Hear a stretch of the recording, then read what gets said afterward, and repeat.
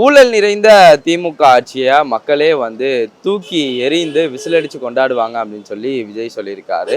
இதை மக்கள் எப்படி பார்க்குறாங்க? ஊழல் நிறைந்த திமுக அரசை மக்கள் வந்து தூக்கி எறிந்து கொண்டாடுவாங்களா, இல்லை விஜயை தூக்கி எறிந்து கொண்டாடுவாங்களா அப்படின்னு சொல்லி மக்கள்கிட்ட கேட்டு தெரிஞ்சுப்போம் வாங்க. அது எல்லாரும் சொல்றது தானப்பா. ஊழல் நிறைந்த திமுக அரசை வந்து மக்கள் தூக்கி எறிஞ்சு விசிலடிச்சு கொண்டாடுவாங்க அப்படின்றாங்க. விசில் அடிச்சு எப்படி சார் கொண்டாடுவாங்க? அவருக்கு ஒன்றா கட்சி சினி ஃபீல்டரை ஒன்றா விசில் அடிக்கலாம். ஆனால் கட்சிக்கெல்லாம் விசில் அடிக்க அவருக்கு சாமர்த்தியம் கிடையாது. சாமர்த்தியம் வராது. அவர் இருக்கிற இடம் சாலிகிராமம் எங்களுக்கு தெரியும். அவருடைய வீடு தெரியும். அங்கே ஏரியா தான் நாங்களும் சாலிகிராமம் தான்.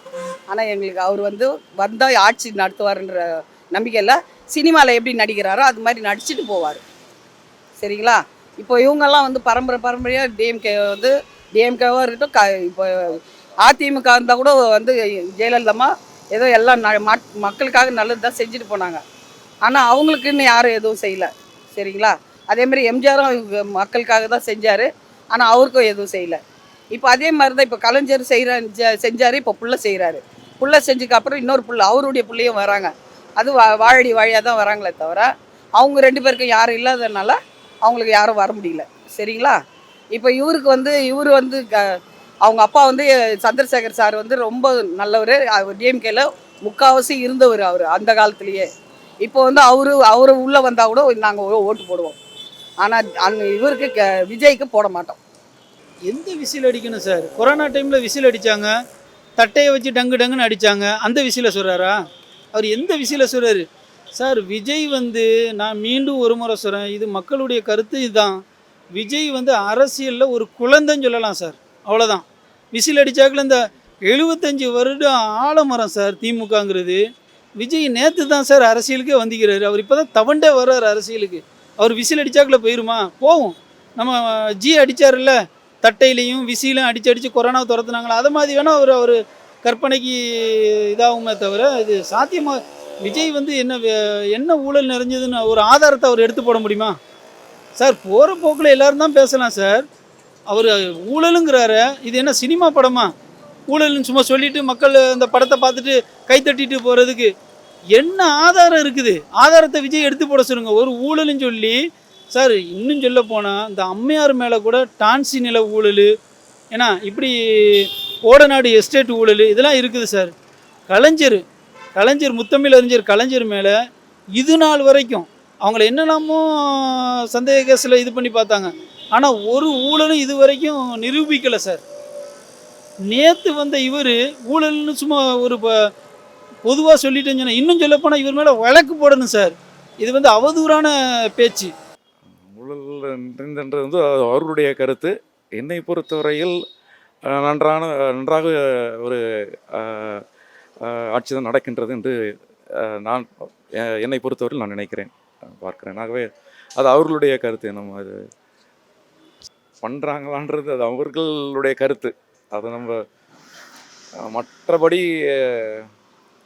நல்ல காரியங்கள் அவர்கள் செய்கிறார்கள். எனக்கு தெரிஞ்சு நிறைய ஆக்கப்பூர்வமான காரியங்கள் எனக்கு தெரிந்து செய்கிறார்கள். ஆகவே ஒரு பாராட்டுக்குரிய ஒரு ஆட்சியாக தான் இருக்கின்றது. விளையாட்டுத்துறையிலும் சரி, எல்லா இதுலையும் நேற்று பார்த்திங்கன்னா அந்த விளையாட்டில் அந்த பிள்ளைகளுக்கு அவங்க பாராட்டு நடத்தினார்கள். அதே போல் நிறைய காரியங்கள் நிறைய இந்த விஷயங்கள் செய்கிறார்கள். எனக்கு தெரிந்து நல்ல ஒரு ஆட்சி நடக்கின்றது என்பது என்னுடைய கருத்து. ஊழல் நிறைஞ்சார் சார். முதல்ல அவர் விசிலில் தண்ணி எல்லாம் நிறையா பூந்துடுச்சு. அதனால் விசிலே அவர் அடிக்க முடியாது. அந்த அவர் அடிக்கிற விசிலில் எல்லாத்துலேயும் சத்தமே வரல, எல்லாம் இதாகிடுச்சு. அதனால் இப்போது ஊழல் நிறைஞ்சதுன்னா அதற்கு இது வரைக்கும் ஏன் அப்படி ஊழல் இருந்ததுன்னா இது வரைக்கும் எந்த இலாக்காவிலையாவது இதுலையாவது அவர் நிரூபித்து காட்ட முடியுமா? இல்லை. கத்துறாரு தீய சக்தி எல்லாரையும் தீய வச்சு போட்டு பற்ற வச்சுட்டார். இவர் தான் பற்ற வச்சுட்டு எல்லோரும் மறுபடியும் 54 மரணங்கள் இவர் மூலியமாக ஏற்பட்டது. அதற்கு இது வரைக்கும் பதில் இல்லை. இவர் போய் ஊழல் என்று சொல்லுறாரு. அதற்கும் இதுக்கும் எதுவும் சண்டை இல்லை.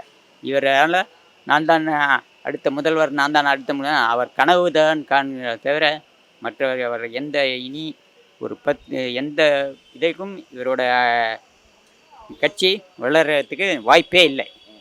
அவர் வந்து எப்படின்னா அவர் ஆக்டிங் கொடுக்குற ஆள். அவர் ஆக்டிங் கொடுக்குறதுனால வந்து அந்த பாணியில் தான் பேசுவார். சரியா? ரியாலிட்டி என்னென்னா இவர் ரியலே, அவர் போலி, அவர் ஜெராக்ஸு. இவர் விஜய் ஜெராக்ஸு, இவர் ஒரிஜினலாக தான் இருக்க முடியும், ஜெராக்ஸ் ஆக முடியாது. சரியா? அவர் ஜெராக்ஸோட புத்தியை காட்டுறாரு, அவ்வளோதான் சொல்ல முடியும்.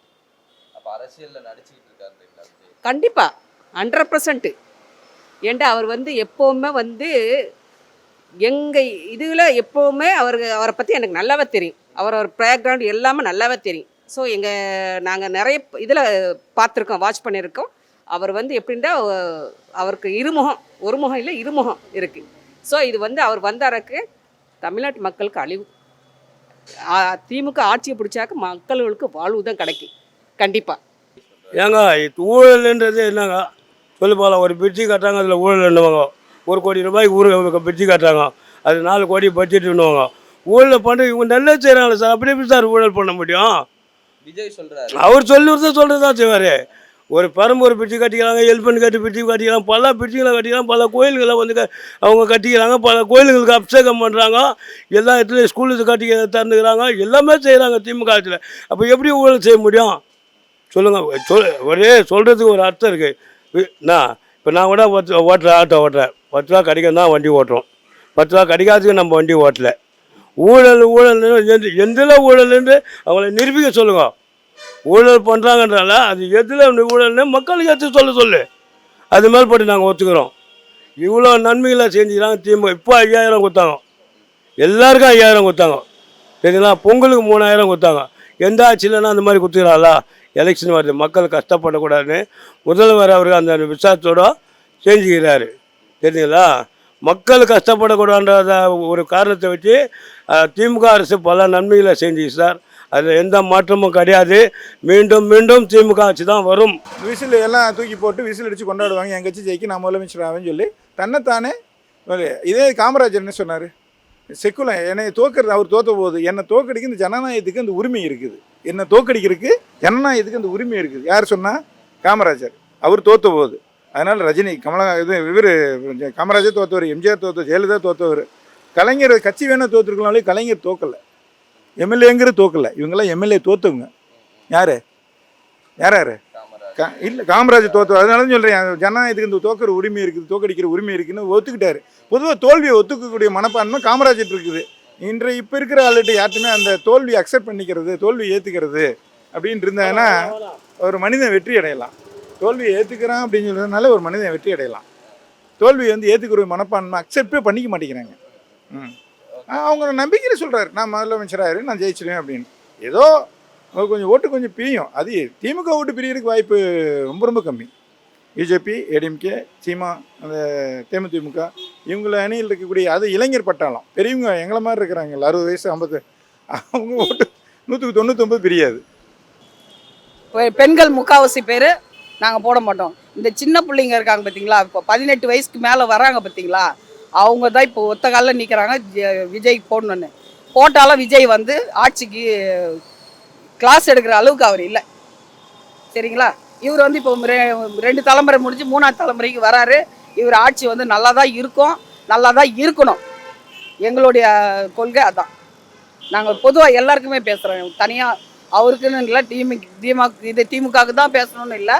நான் எம்ஜிஆருக்கும் பேசுவேன், ஜெயலலிதாவுக்கும் பேசுவேன். ஏன்னா எம்ஜிஆர்கிட்ட நான் ப்ரைஸ் வாங்கியிருக்கேன், அதனால் அவரையும் பேசுவேன், எல்லோரும் பொதுவாக பேசுகிறேன்.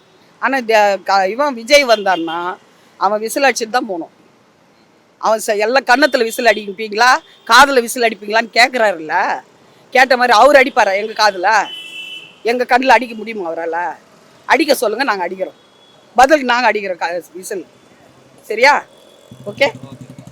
ஒரு அரசியலில் வந்து முதிர்ச்சியின்மை தான் இது காட்டுது, அப்படி தான் சொல்ல முடியும். ஊழல்னு சொல்கிறாப்பா, நீ என்ன செய்யுங்க, அதனுடைய நகல்களை எடுத்துகிட்டு அதனுடைய ஆதாரத்தை எடுத்துகிட்டு கவர்னர் மாளிகைக்கு போங்க, மக்கள்கிட்ட காட்டுங்க, இது ஆதாரம் இருக்குது, இது ஊழல்னு சொல்லி. சும்மா ஏதோ போகிற போக்கில் இது என்ன சினிமா படமா? ஊழல் நிறைந்த ஆச்சுன்னா என்ன ஊழல்? ஆதாரத்தை காட்டுங்க. ஆதாரம் இல்லாத குற்றச்சாட்டுங்கும் போது இதுக்கு அவர் மேலே கேஸ் தான் போடணும் டிஎம்கே. என்ன ஊழல்? அப்படிலாம் ஒன்றும் இல்லை சார். அப்படி பார்த்தா மக்களுக்கு நல்லது தான் செய்கிறாங்க. எந்த குறை இருக்குது? இன்னும் சொல்ல போனால் மதவாதத்தை பாசிசத்தை முறியடிக்கக்கூடிய ஒரே இது டிஎம்கே தான் சார். நீங்கள் விஜய் கூட பக்கா பி டீமாக தான் தெரியுது. எங்கள் கருத்து வந்து விஜய் வந்து அங்கே மேலிடத்துல என்ன சொல்கிறாங்களோ அதை தான் இவர் வாசிக்கிற மாதிரி தெரியுது. சரி சார், 41 நான் விஜயை பார்த்து ஒரு கேள்வி கேட்குறேன். 41 உயிர் பலியாச்சே, ஏதாவது ஒரு பதில் கொடுத்தாரா? நான் எனக்கு 45 வயசாக போகுது சார். நான் இது வரைக்கும் ஒரு ஒரு நம்மளால் ஒரு ஒரு ஒரு விஜய் இவர் கூட்டம் போட்டிக்கிறார். எம்ஜி ராமச்சந்திரனுக்கு வராத கூட்டம் இவர் கூட்டமாக, அவருக்கு வராத கூட்டமாக இவருக்கு வந்துட்டு ஒரு உயிர் பலியாச்சா சார்? கலைஞர் போடாத கூட்டமா? அண்ணாக்கு வராத கூட்டமா கேட்குறேன் சார். நான் கேட்குறேன், அஜித் குமார் வந்து நான் அங்கே கூட்டமே வராதா? இவர் கூட்டம் வந்துச்சே, அந்த உயிர் பலியாச்ச குழந்தை சார், பச்சை குழந்தை உட்பட 41 உயிர் பலியாச்ச, ஏதாச்சும் ஒரு அறிக்கை கொடுத்தாரா? அல்லது அந்த இறந்த அன்னைக்கு நல்லா கேட்டுங்க, இவர் பனையூரில் போய் உட்காந்துக்கிட்டார் பதுங்கி, கிட்டத்தட்ட 10-15 நாள் சார். தமிழக மக்கள் பார்த்துக்கிட்டு இருக்குது சார், பார்க்காமலாம் இல்லை. இப்போலாம் வந்து எல்லாமே வந்து செய்தி உடனே வந்துடுது. இல்லை, அவர் நடிப்பு இதை வந்து வெளிப்படுத்துகிறார். நடிப்பு தான் அவர் தவிர்த்து அவருக்கு இந்த அரசியல் என்னன்ற தெரியாது சரியா. சும்மா நடிப்பில் வந்து சில படங்களில் அரசியல் பண்ணி பார்த்துட்டார்ல, சும்மா இதிலே வந்து அரசியல் பண்ணி பார்ப்போன்னு அவரால் ஆட்சியும் பண்ண முடியாது, அவரோட எந்த மக்களை கொண்டு செலுத்தவும் முடியாது. அவர் வீட்டையே கொண்டு செலுத்தாதவர் எப்படி ஆட்சியை கொண்டு செலுத்துவார்? ஸோ தாய் தகப்பனுக்கே அவருக்கு ஒழுங்கான பிள்ளை கிடையாது, நாட்டுக்கு எப்படி ஒழுங்கான பிள்ளை இருப்பார்? அவர் வந்தாராக்கு அழிவு, பேரழிவு மக்களுக்கு.